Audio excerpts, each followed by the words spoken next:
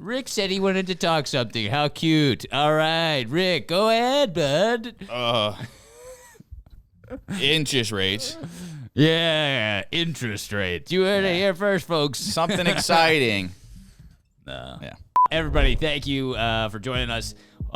Today's episode, Coffee for Closers, an interesting look into the environment that we're in, the interest rate environment, what insurance companies, what we're kind of projecting them to do in the coming months, some of the things you should be looking out for with the kind of increasingly awesome rate environment on some of these products, and how these products are illustrating and how these things might affect your annual review. What to do, what not to do. Rick and I had a pretty cool, engaging conversation about what we've seen and what you guys can expect at home in the years to come. So hope you can enjoy it right here on Coffee for Closers. Thanks.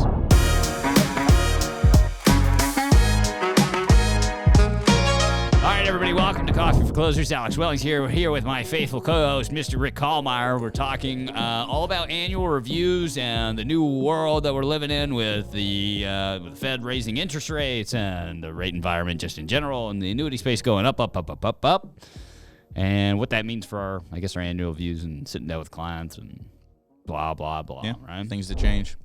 It's been a passion project for you, for sure, yeah. Right? I mean, this has been something that has been deep in your mind. We just did the annual review episode with Carl Lewis, 2-3 episodes. If you missed that, check it out. Great content from a guy that basically has made his entire living from annual reviews over the last decade. So anyway, interesting stuff, but lay some foundation for us. What's the major concern here advisors need to worry about? And so I guess groundwork of what's going on behind the scenes at a insurance level of things, and not to get too deep into the weeds because that stuff's boring.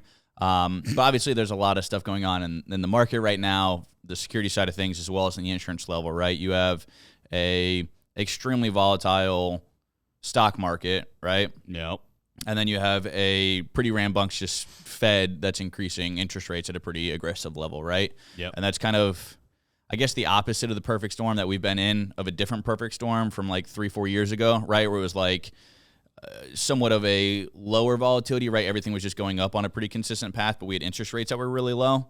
So 3-4 years ago, it's why are we not having these great returns on annuities, right? Caps weren't that fantastic. Pars weren't that fantastic. They were solid, but you look at stuff back in 2008 where the interest rates were higher. I guess 2007 would be better, right? We had higher interest rates and lower volatility, so we're getting really good returns on the annuities, right? Yeah. 3-4 years ago, markets going up, annuities weren't really going up at the same place, right?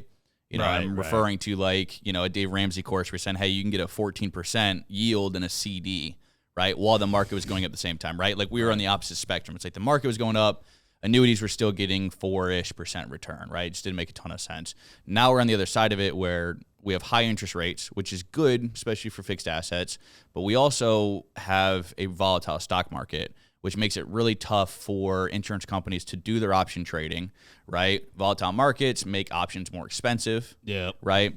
A higher risk-free rate, which would be your treasury rates, right? With the G funds based off of your treasury rates, when they're more expensive, that makes your risk-based return not even more expensive. But also too, those options are much more risky, right? They're not going to necessarily execute them in the right way, right? With the option trades, yep. Yeah, right. Volatility, the options get more risky and they get more expensive, right? So it's more expensive to place that bet, and then the odds now become even harder for them to hit that bet properly. Right. Stagflation is not ideal for this, right? So on top of that, again, we do have a rising interest rate, which is really great for new products. I'm sure everybody has seen MYGAs go up like crazy. I mean, you're talking in the 3-year space, you're at a 4% rate right now, which 6 months ago was maybe a 2, something like that, right? So our fixed products are going up like crazy. The fixed rates inside of index annuities are going up like crazy, which is fantastic. Yep. But that also puts some strain on the insurance companies' bond portfolio, right? Because they still have a bunch of longer duration bonds that they had from 2016, 17, stuff like that they're buying,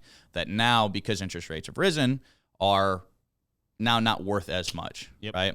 So if over the next year or so, they've got to offload some of those bonds, get the new bonds with better rates in, and then we should see par rates, cap rates, spreads like what they were 10 years ago. So you're predicting they're going to drop rates on enforced policies and such? I'm not saying everybody is, but I can almost bet it's going to be a pretty common thing for a lot of companies, depending on their balance sheet, depending on their investments, to have to lower renewal rates on existing enforced policies while they're still increasing rates on new business. So, but if I wrote a product 5-6 years ago, an accumulation product, and it's done well, and now it's starting to teeter off potential replacement policies, I mean, you could start talking about replacement. Yes, absolutely. If you have something that's at a 3 to 4% surrender charge, right now you're going to be moving into a substantially better product with better rates than what your client's going to be stuck at. So the problem is, and we talked about that on the last show, is that like these accumulation products, raise up those rates all you want.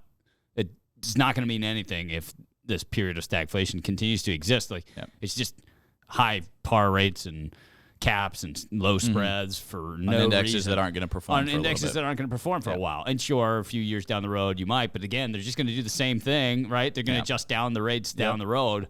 And so again, that's where Lee and some of the ownership here at Megastar has really been harping on some of the income side of things, right? And like these guarantees and the fixed product line too. It's like there's guarantees you're not going to be able to touch, and maybe that's a better place for the stack. Absolutely. I mean, that's a really strong move. Now that you're saying it right, you know, if a person believes they're going to need income and has a strong opinion on it, you know, if they've got $100,000, it'd be a really fair move to say, hey, let's put $50,000 into a guaranteed income product. We'll get anywhere from 6 to 8% rolled up every year. Guaranteed. Right? Let's take the other $50,000 and start throwing it as some short-term MIGAs, right? Exactly. 2 to 4% and a 2 to 3 year, roll them over three times. It's a better guarantee, and I know what I'm getting is a maintenance-free annual review that's going to make me look like a rock star. Like, this is what I'm selling on is what? We were just looking at some of the rates for like a 5-year product was like in the 4s, mid-4s. It's like, okay, in this period where people are losing like 20% over the last, I don't know, 6 months.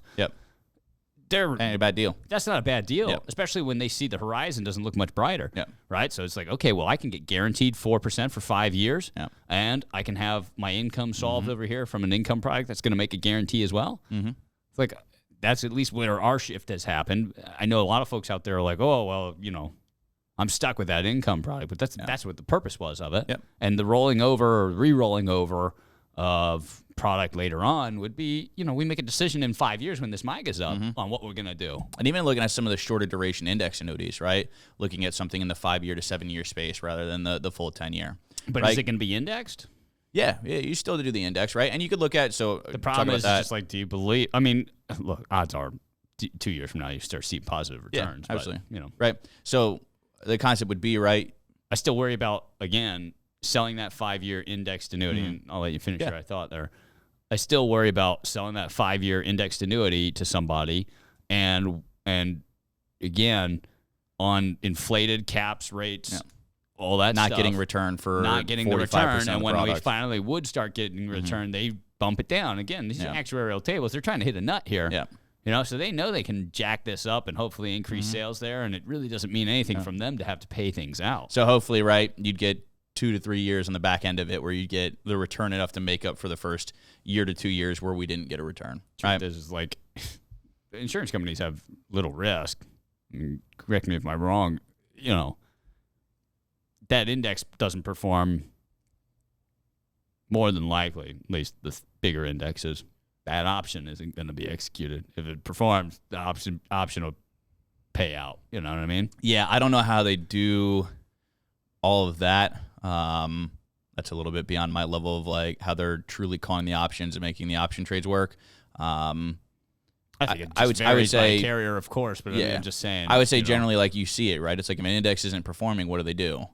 Well, it's when the options aren't being executed right, or they're not coming, you know, they're not calling them right? Yeah. And they're you know, whatever. That's when they start dropping renewal rates. That is absolutely yes. Yeah. So it's like, you know, again, a lot of times they're making safe bets there, and so if that's not performing, I'll bet you those safer indexes aren't performing as well. And that's the thing too, is right. It's like, well, if you as well. So one of the reasons why we have so many indexes now, right? Why they've put so many different indexes inside of products is because, you know, as a insurance company pairs up with let's say whoever it may be, right? Whatever brokerage firm you want to connect to it, whatever indice, Credit Suisse is a huge one that came in, right? So they can make a deal with Credit Suisse to do the option trades and they get a better rate on it, right? Versus like an S&P. It's why you saw a lot of the S&P start to disappear. Wasn't because like the S&P stopped performing as well, right? It became unaffordable for them to offer the 50, 60% par rates on the S&P because the S&P option trades got too expensive. It's like, we know this is going to be a good bet. We know over the past 10 years, S&P's continued to go up. This is just straight cheddar, right? It's going to continue going up. We have a little bit every once in a while to watch out for, right? So the option companies start looking at it and said, hey, instead of it being whatever, $1, now we're charging $2 for it. And you look at it and it's like, we're moving $3 billion in the S&P. It doesn't make any sense.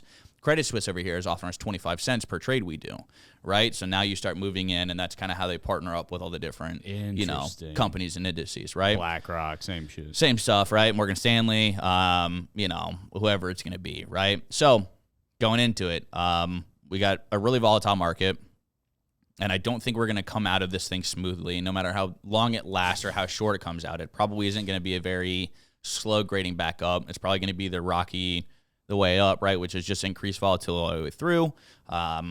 Luckily, on the side of it, right, we do have the interest rates that are rising. So one way, right, to have the conversation with the client about renewal rates, of course, as always, zero is your hero, right? Anybody that didn't get a return in the past 6 months is still a lot happier than they are with a broker, right? So if you had somebody where they've got $100,000 with you and $100,000 with wherever they were, one's down 20, you're at least even, right? Right. Ways to kind of plan around that, right? Of course, again, fixed accounts are going up. Look at the fixed account inside the product. A lot of index annuities now have a 2 to 3% interest rate. MIGA. Exactly, right? So it's like, if you are going to do a shorter duration index annuity, 5 years, that interest rate may be 2.75, right, for the fixed account. Not a bad bet to throw some money in there, right? Maybe the next year. Get that and then cap out on the actual performing indexes. Yeah. Also looking at duration, looking at possibly a 2-year strategy rather than a 1 year will help a lot, right? It helps balance the time frame, right? Do we know next year by June are we going to be back up and above? I don't know, but 2 years in the future, I mean, historically looking at a market crash, we're looking at the other day kind of talking about, just picking a point on the graph and you can make the graph tell you whatever you want it to. Statistics of convenience. That's it, right? It's convenient that in 2 years we probably will be better off than we will be in 1 year. Again, though, it's like always keeps bringing me back to the same point. These products are designed to do a certain thing. If the market starts doing well in a couple of years, these inflated par rates and caps and spreads are all just going to become less desirable on the enforced policies. They're going to do the same thing that they're about to do with enforced policies, or that you're kind of predicting. Some carriers won't. They'll have hedged better than others. I mean, we certainly saw F&G do that over the last, 3-4 years ago. F&G had hedged or invested themselves much better than others, and they were able to hold rates in an environment where the market was going up. Through COVID, they held rates, didn't drop rates. Where folks weren't able to, or the majority of the industry wasn't, including some of the people that were the most consistent in rates. Had to cut. I mean, there's people that were cutting entire products, right? Taking income riders off products, dropping, par rates down to 10%, right? Something to take note of, though. Yeah, absolutely. It's like, who was able to do that? Maybe they're able to do it again now. I don't know. But if you're dead set on accumulation products, maybe I'd look there. Yeah.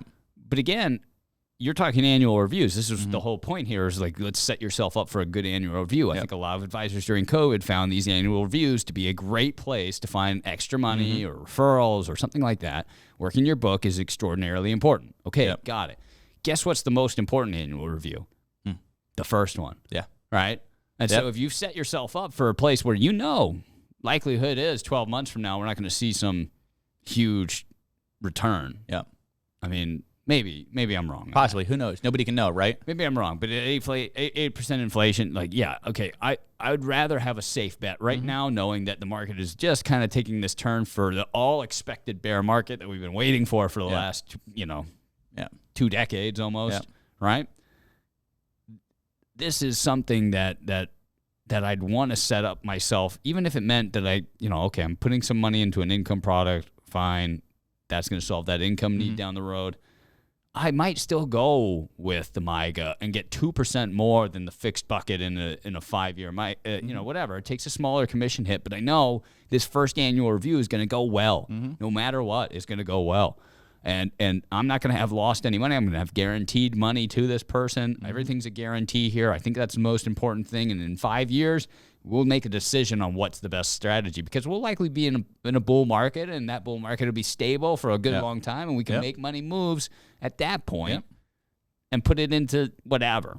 Roll them into a product, make them a client, make them happy, make sure when the 2 to 3 year time's done, you've got another at bat. It's setting up your business, and again, just like we were talking about in the last recording, right? That's business planning. That's good business planning. But then also,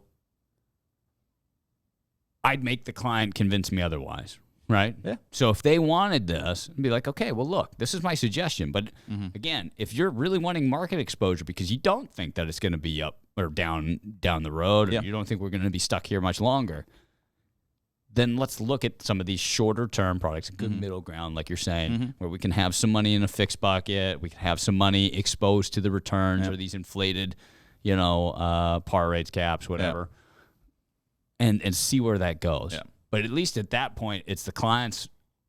First off, it's never a discussion whether we're doing the safe zero hero scenario, right? Like, I'm not going to let that go. And I don't think the clients usually will either. At least I've not seen that. But it does put it in the clients. It's like, okay, well, look, if this turns out bad, I'm going to remind you of this conversation in a year when we're talking this through, or next time we get together. Yep. If this isn't kind of on its way back, or you're starting to get worried down the road, it's just, no, we take a zero here. Yeah. Not the huge deal. And this other pot of money, we put it in the fixed bucket, and it's got to get 2 or something %. And get some kind of return for you. The problem it'll be when CDs are doing more than that. That's going to be a tough spot, right? That'll be a tough spot, because they'll be like, wow, I could have had much better liquidity. Could have been in a bank product. Could have been, wherever. Yep. FDIC insured. Yep. Absolutely. Yeah. I mean, it's a time where we've got the iron's hot, right? Yeah. Iron's hot, and start striking at it. Yeah. Yeah. Wow. Anyway, it's a good thought. And again, I think everybody should be thinking about that first annual review. It's not just about how am I going to maintain this product? Yeah. Or again, when you're showing somebody an illustration that's showing a 10 to 20% return right now, right? Knowing what you're getting into next year when it does a zero. Yeah. Right? Yeah. Like setting your clients up for, again, still the proper mindset. We were just running those quotes. When was that? Like, I don't know, a week or so ago. Yeah. We were running all those quotes. I was like, you have a real problem showing these 8-9% returns right now. It's like, hey, this product could get this, and it's indexed in this.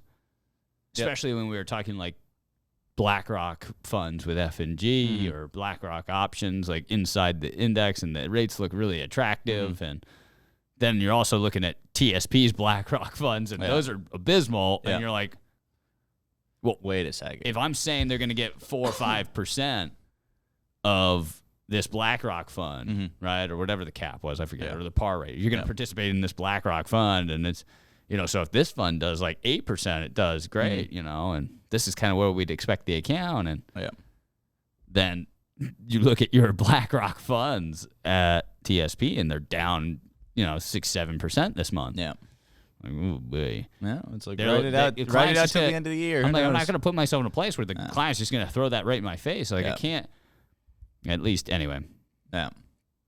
And that's what they do. They're like, oh, well, okay, what happens if it doesn't perform? Well, we get a zero here. And, it's not the end of the world, because the market's going to trend back up. Yeah.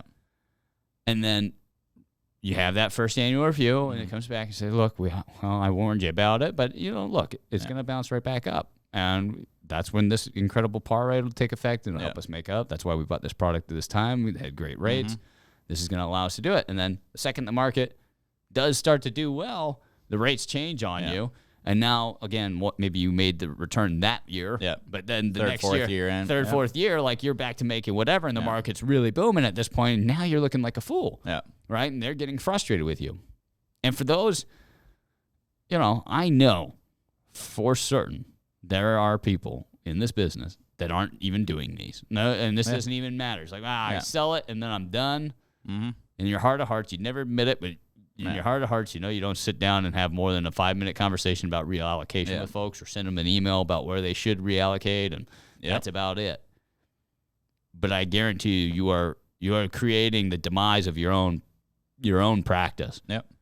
Or at least not accelerating it, right? You're not accelerating, because referrals, I don't know that any businessman in this business wouldn't say referrals are the easiest closes they have. Yeah, absolutely. And maybe in any sales forum in all industries across the country. You're only going to get referrals by happy clients, right? Happy clients, raving fans, people that are happy with what the situation was. And yeah, there are a lot of people that are happy right now that they bought your annuity last year and they didn't lose anything in that account this year, and that's great.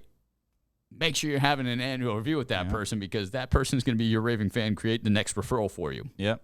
And ask them for that referral. Absolutely. But what we're saying is the products you're selling today, well, first off, just get geared up for annual reviews, like in-force rate changes. Yeah. Right? Yeah. Because that's common. More than likely. With a lot of companies. With a lot of companies.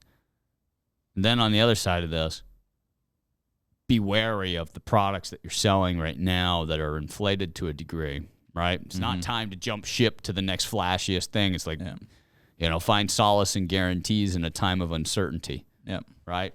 Make sure that it becomes even more important. I've had a lot of talks with folks recently expressing like, hey, look, we could probably squeeze out another percentage to, or something that illustrates even a little bit better. But for us, it's just as important for us to recognize the value of the person making the guarantee, and as it is to recognize the guarantee itself, right? Yep. So that guarantor, make sure that we're dealing with somebody that isn't just going to fluctuate rates just because they recognize there's an opportunity to. Yep. I shouldn't illustrate something that I know I'm going to have to change down the road. Yeah. And anyway, I've been very happy to see some of the changes that have come on the guarantee side of things. And I think that's the place where our eyes should start to go. And again, you've got a very maintenance-free client at that point. Once they're in some of those income products, or once they got a guarantee world, it's like there's a very little bit of maintenance to do there, and a very happy client on the other side of that, if you've explained it well. Yep. Right? And haven't overdone it, let's say, dumped too much money into these buckets, right?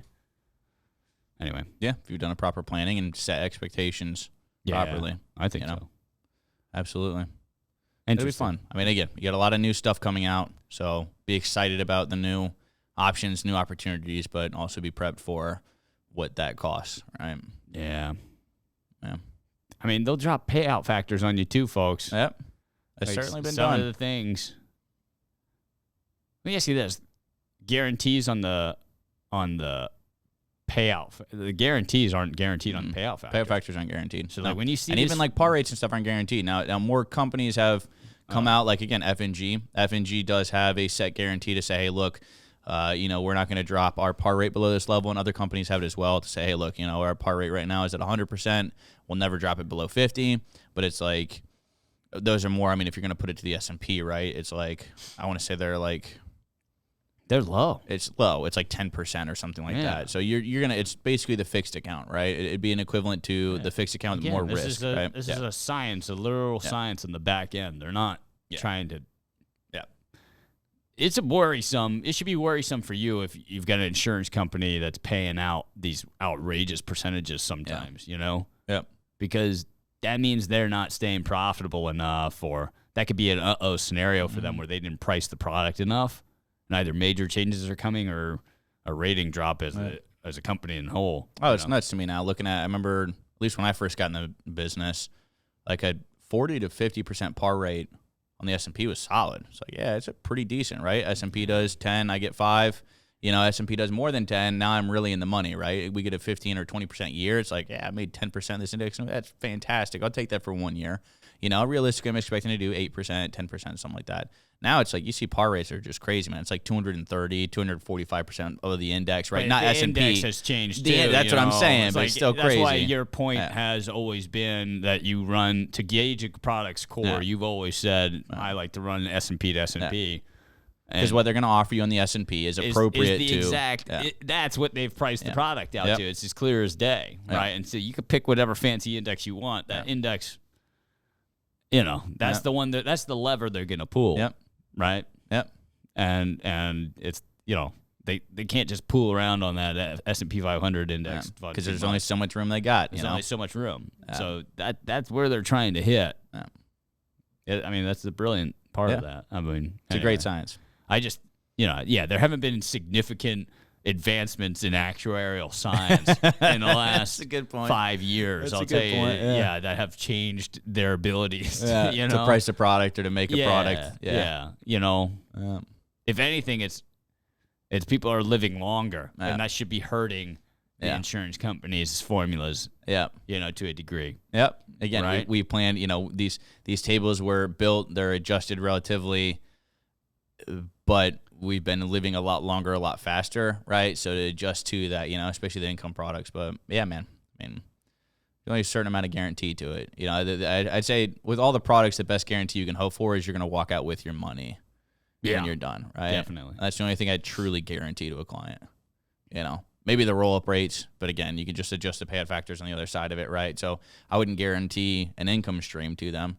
No. Right? To say, hey, look, we've got a 7% roll up, but they could just as quickly change that from a 4 to a 3% payout factor, and now, we're limited to it, right? But that's the point. Is like I've seen some carriers pump out we raised the guarantee roll up and the payout factor, and it's like, okay, that's a nice roll up. That's awesome, increase, but the payout factor is still adjustable. That's not the guarantee there, right? Yep. The guarantee's on the roll-up rate. That's, going to happen no matter what. But the payout factor, they could pull that lever all day long. Mm-hmm. Yep. How often, I know this one company I'm thinking of very rarely does that sort of thing. But how often do they change in-force policy payout factors? I don't know.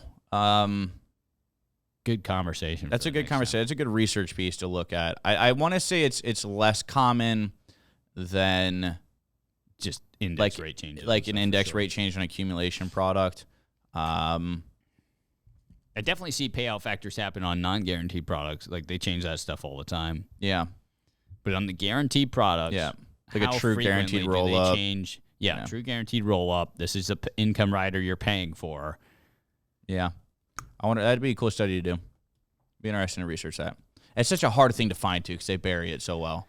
Like trying to find like Equitrust. I like Equitrust a lot because they have all of their renewal history since like 2003 published, which is fantastic. But how fancy are their indexes and everything like that? They've gotten some like recently. Obviously like I don't know 6-7 years something like that. So appropriate, right? Everybody started making the shift like mid 2010s, right? Where they started throwing the indexes on where it wasn't just S&P. So a good while they've had like that multi-factor index on there, and then the Mark V, they got the Mark V on that as well. So they've had those on for a while, and again they've got every month of renewal rate history from it, which is a great thing to show a client to be like, hey, look, this is what it's about, right? So, but the payout factors, I don't know. I'd have to do some serious digging on that. That'd be cool. All right, good stuff for another day. Yeah. Anyway. Hope you guys enjoyed it. Annual reviews. You want to know anything more, or you want to know how to run a good annual review? We got a great episode with Carl Lewis about how he does his and has run his business for years doing that. I hope you guys enjoyed today's episode. If you have questions about the guaranteed products or the fixed products or what the conversation sounds like or looks like, we've got plenty of good information for you right here. Call into the home office. Talk with Rick. Talk with myself. Either of us are here to help you. I hope all's well in y'all's neck of the woods. And yeah. We'll talk to you and see you next time on Coffee for Closers. See you. Bye.